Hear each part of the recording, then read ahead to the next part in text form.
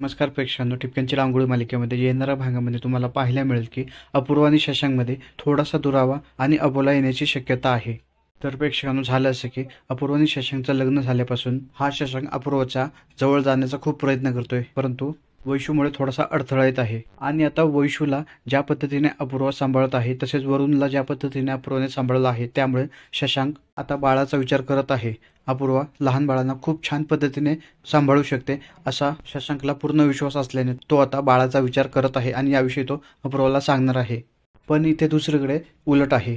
अपूर्वा शशांकला सांगणार आहे की मला बाळ नकोय, आणि हे आता येणाऱ्या भागामध्ये शशांक स्वतःची इच्छा बोलण्याच्या आधीच अपूर्वा मला हे बाळ नकोय असं सांगून मोकळे होते. यामुळे शशांक खरंच खूप नाराज झालेला आहे. त्याचं तोंड खूपच पडलेलं आहे.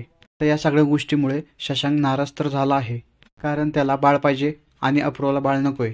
आता या सगळ्या गोष्टींचा त्यांच्या नात्यावर थोडाफार परिणाम तर होणारच.